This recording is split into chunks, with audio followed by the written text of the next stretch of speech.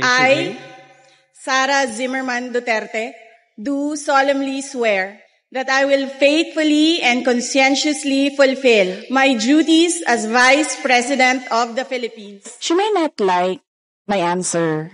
She may not like how I answer. But I am answering. You swear to tell the truth, the whole truth, and nothing but the truth in this inquiry, so help you God. Yes. Pag pinatay ako, patayin mo si BBM, si Risa Araneta, at si Martin Romualdez. No joke. Imagine myself cutting his head.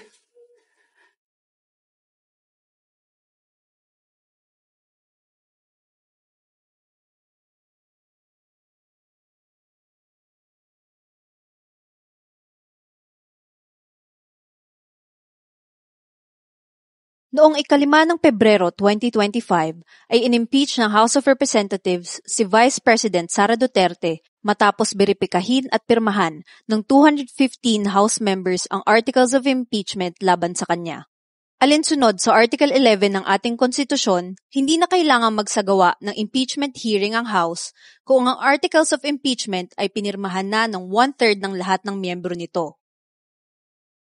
Sa 306 na kasalukuyang miyembro ng House sa 19th Congress, 215 o higit pa sa kinakailangang 102 members ang lumagda sa Articles of Impeachment kung kaya't ito ay agarang na itransmit sa Senado. Bukod sa naunang 215 House members, meron pang 25 mambabatas ang dumagdag sa pagberipika at pagpirma sa impeachment complaint. Dahil dito, halos 80% na ng buong House of Representatives ang sumusuporta sa impeachment ni VP Sara. Ngunit bakit nga ba na-impeach si VP Sara? Ano-ano nga ba ang grounds na nakalagay sa verified complaint for impeachment? Nang manumpa siya bilang pangalawang pangulo ng ating bansa noong July 1, 2022, nangako siya sa bayan na pangangalagaan at ipaglalaban ang konstitusyon at ipapatupad ang mga itinakdang batas nito. Ngunit sa loob ng 3 taon niyang panunungkulan, paulit-ulit na nilabag ni VP Sara ang kanyang sinumpaan, kung kaya't siya ay na-impeach sa ilalim ng mga sumusunod na batayan: culpable violation of the Constitution, betrayal of public trust, graft and corruption, other high crimes. Ang mga paglabag na ito ay patunay lamang na siya ay hindi angkop manungkulan sa gobyerno at nararapat na maalis sa pwesto sa pamamagitan ng impeachment. Narito ang 7 grounds for impeachment na nakapaloob sa articles ng verified impeachment complaint laban sa pangalawang pangulo.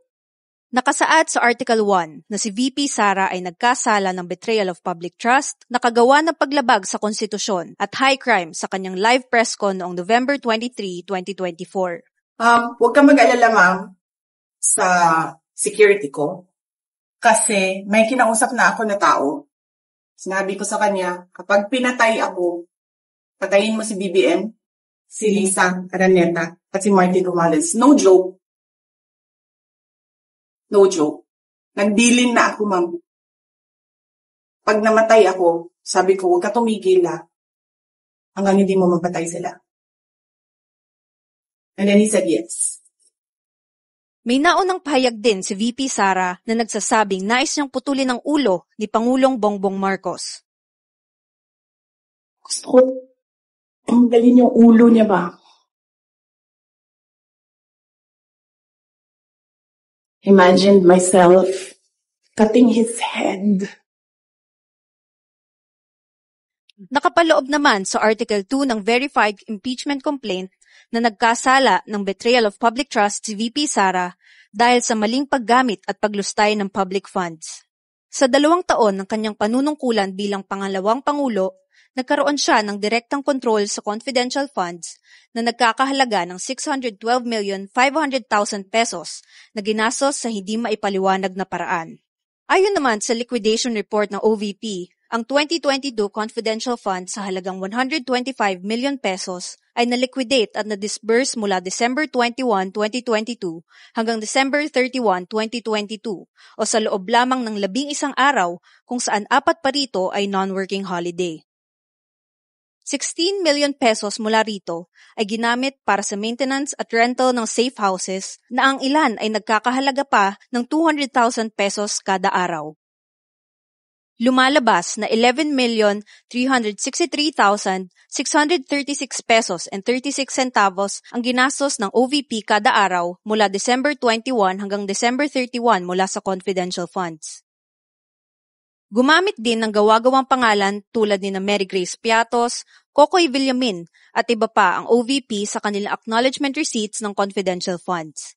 Sa pagberipika ng Philippine Statistics Authority o PSA, sa 1,992 pangalang ginamit ng OVP bilang mga nakatanggap ng confidential funds, 1,322 dito ang walang birth records at imbentong pangalan lamang. Sa Article 3 ng Verified Complaint for Impeachment, isinasaad na hindi angkop manungkulan sa gobyerno si VP Sara dahil sa bribery at graft and corruption. Sa pagdinig ng House Committee on Good Government and Public Accountability, inamin ni former DepEd Yusek Gloria Humamil Mercado, DepEd Director Resty Osias at Chief Accountant Runa Catalan na binigyan sila ni DepEd SDO Edward Fajarda ng monetary gifts mula kay VP Sara. Ang mga opisyal na ito ay responsable sa mga bidding projects sa DepEd. Ang hayagang pagpapahintulot ng gawaing ito ay direktang paglabag ni VP Sara sa RA 3019 at RA 6713 patungkol sa Code of Conduct and Ethical Standards for Public Officials and Employees. Ipinapakita naman sa Article 4 ng Verified Complaint for Impeachment ang nagawang paglabag ni VP Sara hinggil sa hindi maipaliwanag na yaman at pagkabigong ipakita sa SALN ang kabuuan ng kanyang ari-arian. Ang pagtaas sa net worth at assets ni VP Sara ay labis at hindi makatwiran para sa isang opisyal ng gobyerno. Hindi angkop ang pera niyang naipon kung pagbabatayan ang sweldo niya sa gobyerno. Sa Article 5 ng Verified Complaint for Impeachment, bukod sa pagbigay ng death threats kay Pangulong Bongbong Marcos, First Lady Liza Araneta Marcos at Speaker Ferdinand Martin Romualdez, nakagawa ng high crime si VP Sara dahil sa kanyang pag-utos na ipagpatuloy ang extrajudicial killings sa ilalim ng Oplan Tokhang sa Davao City nung panahong siya ang mayor nito. When I started the Operation Tokhang, I was called by him about Tokhang, and it was approved by Sara Duterte. By Sara? By Sara Duterte. Because at that time she was the mayor. She was the mayor at the time. Nakapaloob naman sa Article 6 ng Verified Complaint for Impeachment na nagkasala ng betrayal of public trust si VP Sara dahil sa kanyang mga gawain at negatibong pahayag na nag-uudyok ng sedisyon at rebelyon laban kay Pangulong Bongbong Marcos at sa kanyang administrasyon. At panghuli, sa Article 7 ng Verified Complaint for Impeachment, inihayag ang sukdulang pag-abuso sa kapangyarihan at pagtataksil sa tiwala ng taong bayan ni VP Sara sa kanyang buong panunungkulan bilang lingkod bayan. Ang lahat ng mga paglabag na nabanggit sa 7 Articles of Impeachment ay malinaw na patunay ng betrayal of public trust, culpable violation of the Constitution, at graft and corruption ni VP Sara. Pinagtitibay nito na hindi siya naaangkop manungkulan sa gobyerno at nararapat lamang alisin sa pamamagitan ng impeachment. Kung mahahatulang guilty ng Senado bilang impeachment court, hindi na rin maaaring humawak ng anumang pwesto sa gobyerno si Vice President Sara Duterte.